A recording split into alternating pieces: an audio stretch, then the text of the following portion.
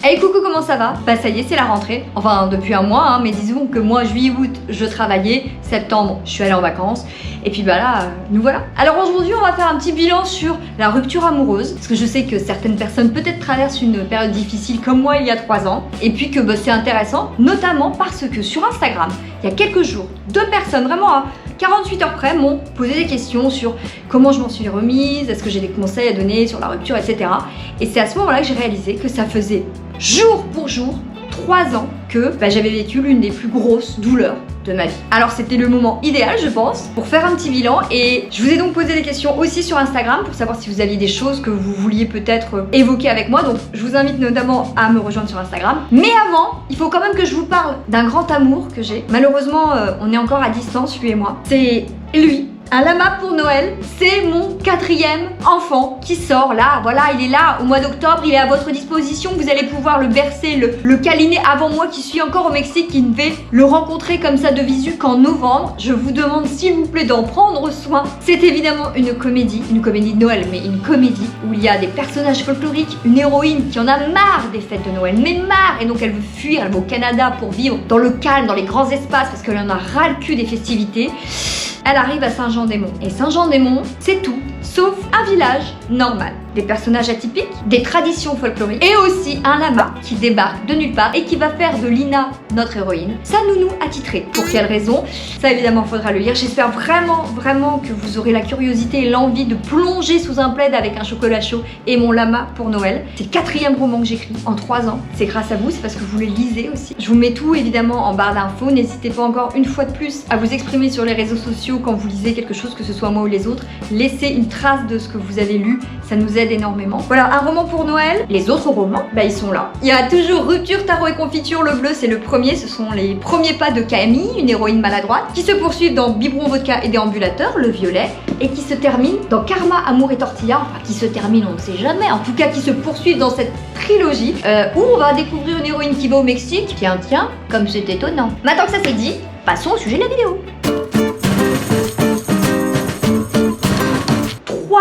3 ans se sont écoulés à partir de ce moment terrible où j'ai cru que j'allais mourir. Vraiment, il s'agit pas d'un truc oh là là c'est un peu compliqué, j'ai cru que j'allais crever, mais physiquement. Pour recontextualiser, s'il y a des gens qui ne me connaissent pas, qui tombent sur cette vidéo, etc. Je suis restée 7 ans en couple, j'étais très attachée au partenaire avec lequel j'étais, et puis c'est tombé un jour, un matin, un dimanche matin, je m'en souviens bien, après qu'il m'ait servi un petit déjeuner au lit d'ailleurs. Quand je lui demande si ça va, vraiment la question comme ça, hein, juste parce que je demandais si ça allait ce dimanche matin, il m'a dit pas trop, je crois que nous sommes arrivés au bout. Comment?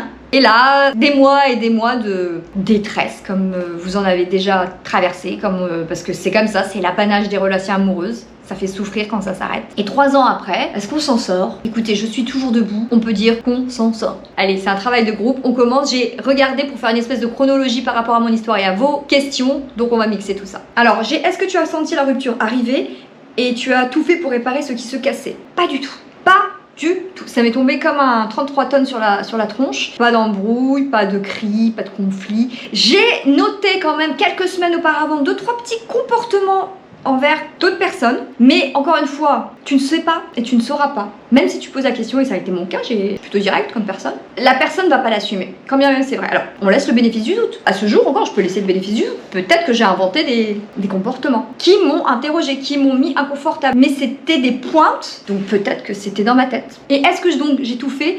Non. Rien, je n'ai rien fait. Bah non. Et si, tout de suite après, pendant les conversations qui vont suivre, quand je dis, alors là, moi j'ai besoin de comprendre parce que là, j'ai besoin que la personne s'efforce, mais en même temps, elle non plus, qu'est-ce que tu veux qu'elle te dise, tu vois? Entre ce qu'elle veut te dire, ce qu'elle te dit peut-être pas pour pas te blesser, ce qu'elle assumera pas de te dire, y a tout un éventail de possibles qui fait que tu te contentes de ce que tu reçois. Et donc oui, tout de suite, toi, ton cerveau, parce qu'il est affolé, va chercher des solutions et il va lui proposer mais si tu as besoin de plus d'air, peut-être faisons autrement, ou même si tu vis ailleurs, on sortait encore, enfin, il y avait eu le Covid, etc. C'était des périodes très chargées, très complexes. Toi, tu viens d'apprendre la nouvelle. Donc tu vas essayer de proposer des choses à un thérapeute. Mais en réalité, très vite, et ça je le sais depuis vraiment des années, hein, même très jeune, quand quelqu'un te quitte, la seule chose qu'elle veut, bah, c'est être sans toi. La personne, elle a verbalisé le fait qu'elle veut partir, qu'elle veut te quitter. C'est déjà bien assez compliqué. C'est pas pour revenir en arrière dans l'heure qui suit parce que tu l'as convaincu avec 2-3 phrases. Encore que, moi je me suis déjà laissée embobiner par des mecs qui refusaient que je les quitte. Donc non, j'ai rien fait de particulier. Et après, il y a aussi, tu sais à qui tu t'adresses. Tu connais la personne en face de toi. Et il y a des tempéraments, tu sais que quand ils ont pris leur décision, ils reviennent pas en arrière. Bon, la caméra avec laquelle j'ai commencé cette vidéo m'a lâché. À croire que quelque chose quelque part ne souhaite pas que je m'exprime. On va continuer. Est-ce que tu as eu l'impression d'avoir été dans le faux durant toute cette relation et que cette rupture a terni les souvenirs que tu as pu avoir avec lui même 3 ans après? Non, j'ai toujours dit que ce que j'avais vécu, franchement, j'avais été très heureuse. J'ai été très heureuse pendant ma relation, et ce que j'ai vécu, bah, je l'ai vécu, j'ai trouvé ça super. En fait, il y a tellement de ruptures tout le temps que si on prenait ce parti-là, ça voudrait dire qu'on aurait toujours en fait l'impression que ce qu'on a vécu c'était du fake. Or, sur l'instant, c'était pas du fake. Il y a eu un truc ou deux où là j'ai été très surprise et je me suis dit ça, je me suis dit mais qui êtes-vous monsieur? Mais en fait, avec qui j'ai passé tout ce temps en fait? Parce que j'ai appris quelque chose au moment de la rupture et c'était quelque chose de quand même très important. Mais, encore une fois, j'ai tendance à me dire que les gens dealent avec eux-mêmes, pas toujours facilement. Donc si c'est déjà compliqué pour eux de dealer avec eux-mêmes sur certains points, ils ont peut-être du mal aussi après à dealer avec les autres. Et globalement, voilà, j'aime pas garder de la rancœur, des choses comme ça. Vraiment pas, je suis pas rancunière donc... Et donc, ce qui va se finir, les raisons de pourquoi elles se finissent ou les choses que je découvre, ça, je veux pas que ça impacte sur ce qui a été beau. Mais je le fais pour moi, hein. Je pense que c'est pour moi que je fais ça, hein. C'est pour justement pas garder des trucs... Mais je fais ça aussi avec des gens qui m'ont fait des dingueries en amitié, mais des crasses. Et je suis par contre capable de dire, bon, plus jamais je ne veux de toi dans ma vie, et même, limite, ne croise pas ma route. Mais à cette époque-là, quand on était amis, on a vécu ça, on a fait ça, c'était cool, il y avait eu des bons moments, il y a eu des périodes parfois où cette personne t'a aidé, même si elle t'a vomi dans la bouche à la fin, mais je suis capable de scinder les choses. Je vous invite à essayer de faire ça, ça vous évite de boire du poison comme ça, sciemment. Gérer l'envie d'espionner l'autre via les réseaux. Question qui, à mon avis, intéresse beaucoup de monde. C'est une vraie question et il faut pas se blâmer de ça parce qu'il faut comprendre un truc, c'est que quand on est en amour, on est sous hormones. Le cerveau sécrète beaucoup de dopamine, d'adrénaline, noradrénaline, etc. Donc quand on nous retire finalement l'objet qui nous nourrit, eh ben on est en manque. Mais vraiment en manque, c'est-à-dire physiquement. C'est un sevrage qu'on est en train de mettre en place. Prendre cette décision-là, c'est horrible. Ça ne nous fait pas du bien. La seule chose qui peut réussir à nous faire tenir, c'est la vision à plus long terme. On sait que c'est pour notre bien après. Et sur le moment, c'est un putain de sevrage avec les vrais effets du manque, de l'addiction. On a des douleurs physiques. Moi, j'avais des douleurs physiques, les gars. Je m'allongeais au sol par terre comme ça. J'étais là, mais je vais crever. Comme c'était la période du Covid, je me suis même rendue chez un doc pour dire, vous pouvez regarder vraiment si j'ai pas un Covid ou un décollement de la plèvre, peut-être. Ou même, j'avais peur d'avoir le syndrome du cœur brisé. C'est un vrai syndrome. J'avais tellement mal que je prenais des Doliprane pour faire passer ça. Et j'avais donc ce manque. Maintenant, enfin déjà j'ai pas stalké parce que j'ai un ego énorme et aussi parce que très rapidement j'ai pris cette décision très honnête et très douloureuse avec moi-même de me dire si tu es en attente de voir ce qu'il fait, parce que c'est ça hein, qu'on fait, on vient se prendre un shoot de ce qui nous manque, c'est tout ce qui nous reste, donc on va, tu vois, on va gratter les fonds de cuve comme ça et même se faire du mal si on le voit bien, si on le voit avec une autre femme, mais on a notre dose, on a la dose de quelque chose qui est rattaché à cette personne. C'est vraiment l'état d'esprit d'un drogué qu'on a à ce moment-là. Mais moi j'ai pris très rapidement la décision parce que je connais le principe, je connais le process. Et je sais que plus en fait tu restes dans cet état-là, plus longtemps tu repousses l'échéance du rétablissement. Mais c'est dur hein. Je vais être très honnête avec vous quand même parce que je vais pas faire genre oh, je suis tellement une professionnelle des ruptures. Je regardais s'il n'y avait pas un truc pour stalker sans qu'il me voie. Parce que mon ego était tellement fort qu'il était hors de question que ma tête apparaisse. Mais mon mal, il était aussi grand, tu vois. Et en fait, j'essayais de trouver des trucs. Oui, parce que je vous explique que l'idée du faux compte, ça ne peut pas exister, ça dans ma vie. Je suis tellement une merde en technologie. Tellement que j'ai une peur bleue de faire une maladresse. Donc je peux pas faire un deuxième compte, un compte caché. Oh J'aurais trop peur de faire une boulette, que je sois démasquée, enfin c'est horrible. Même mes copines, elles ont pas le droit d'aller stalker, ou ça m'est arrivé, mais même, tu vois, il y a quelques mois, des fois je voulais voir un truc sur quelqu'un d'ici, bon bref, et elle me dit, bah attends, c'est bon, je vais y aller. Je dis non, tu ne regardes pas, parce qu'on sait jamais, il va voir que quelqu'un qui connaît pas a popé, tu vois, dans ses vues, du coup il va cliquer, du coup il va voir qu'on est amis ensemble, du coup il va savoir que ça vient de moi. Non. Mais à un moment donné, j'avais essayé de trouver un truc, et en fait il fallait payer. Je voulais pas payer, tu vois, je voulais certainement pas payer, non pas tant par éthique que parce que j'avais trop peur que justement je fasse une connerie et que quelque part mon truc soit révélé et tout. Donc c'était soi-disant, mais je crois que c'était une grosse connerie, hein. Tu voyais qui venait sur ton profil chaque jour, mais c'était en flouté. Parce qu'il fallait payer en fait. J'essayais de voir, c'est dans les têtes, dans les avatars, derrière cette espèce de truc un peu flouté, il apparaissait pas. Enfin, c'était n'importe quoi. Et après, je me sentais tellement ridicule que j'ai arrêté. Et donc, j'ai pris cette putain de décision qui est une vraie décision avec soi-même. Et je parle de la vraie décision parce que je vois mes copines et tout ça, j'en ai vu. Non, mais c'est bon, j'ai arrêté de le suivre. Non, ça va, j'ai bloqué. Mais en fait, elles l'ont pas bloqué dans leur tête. C'est toute la différence. C'est-à-dire, tu vas en chier quand tu vas faire ça. Tu vas en chier. Ça, c'est le coup de pelle supplémentaire. Faut que tu t'y prépares. Parce que sinon, c'est juste, tu veux poser une action mais en espérant le faire réagir. Alors que là, tu veux vraiment t'aider à guérir. Mais c'est une décision difficile et il faut qu'elle soit honnête. Et si tu ne sens pas prêt encore à prendre cette décision, bah tant pis, bah la prends pas. Stalk-le. Du coup, quel conseil donnerais-tu pour réussir à couper les ponts? Un conseil qui se rejoint, c'est couper les ponts. Pour vous donner donc quelque chose, donc mon partenaire vivait donc dans le même immeuble et ce qui fait que je le savais à côté de moi et qu'on se voyait de temps en temps pour discuter de trucs, de choses et d'autres, de certains besoins, etc. Et c'était absolument terrible parce que, encore une fois, comme je vous ai parlé de sevrage et d'addiction, je me souviens de ces moments où je vais le voir, on discutait comme avant, pas de conflit, rien ne change dans la manière de communiquer. Je rentre chez moi, je vais bien, le lendemain je vais bien et au bout de 3 jours, je suis là, je vais encore plus mal. Et là, j'ai fait mes bien sûr, Sylvie. En fait, encore une fois, t'as eu ta dose pour le peu que t'en as en termes qualitatifs, mais comme t'as rien, c'est déjà mieux que rien. Et ensuite, après, ça s'arrête de nouveau. Et c'est encore pire. Donc je pense très sincèrement que garder contact avec son ex au début est une très mauvaise idée. Garder des contacts, en fait, c'est garder des espoirs un peu nuls, tu vois. Comment par la suite t'as pu éviter de repenser à vos souvenirs?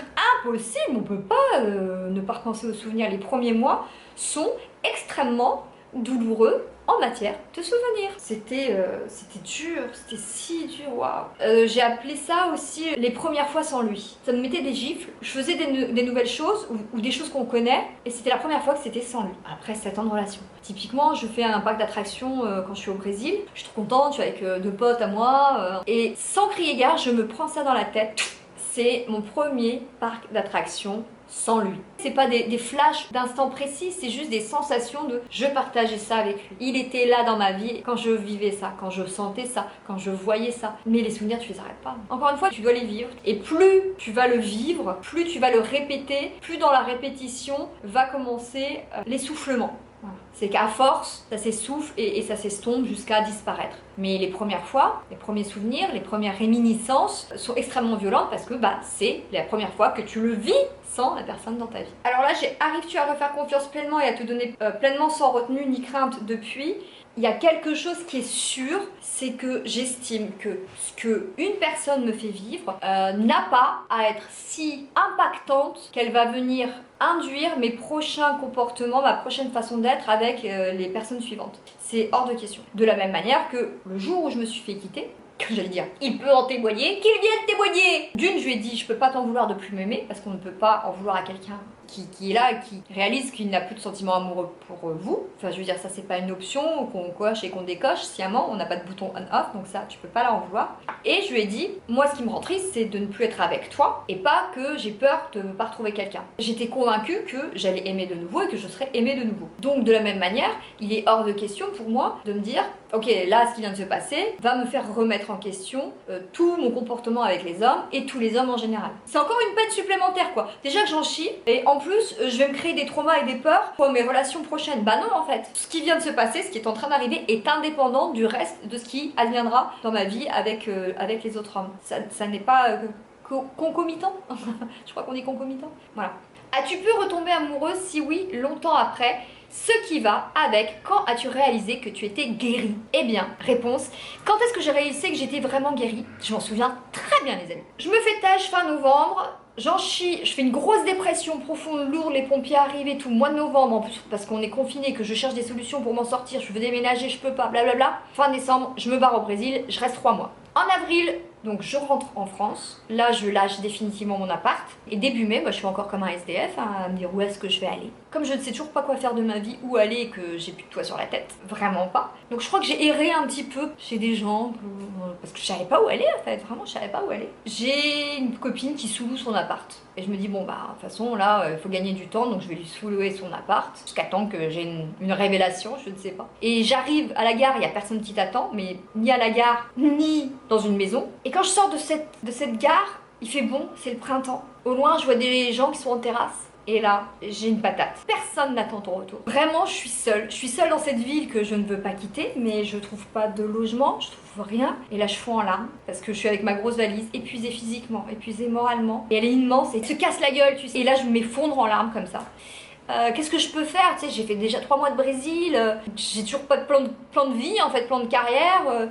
Alors c'était chouette, le Brésil, ça m'a aidé énormément, ça a contribué, les voyages, parler avec des gens, ça c'était génial, je vous invite à faire ça aussi, hein, vraiment, si vous pouvez. J'ai rencontré un amoureux là-bas, je suis restée 1 mois et demi, c'était parfait, il m'a nourri de tout son amour, parce que lui il était très comme ça, très affectueux avec moi et très amoureux. Mais retour à la case départ quoi. Je prends ce taxi, je vois les rues de Paris comme ça, j'ai dit c'est ma ville mais c'est plus ma ville. Et je rentre dans ce petit studio et je m'effondre en larmes, je suis tellement triste. Évidemment, je pense à mon ex, tout. Et je comprends pas exactement pourquoi je suis si triste, mais je me dis, il faut que je comprenne qu'est-ce qui me rend si triste en fait. C'est mon ex, c'est ma relation perdue, c'est quoi en fait? Et je sais pas ce qui s'est passé les amis. Je me suis endormie, je me suis réveillée le lendemain. Ça a switché, je ne me l'explique pas plus. Je pense qu'en fait, j'ai réalisé très clairement à ce moment-là que j'étais guérie.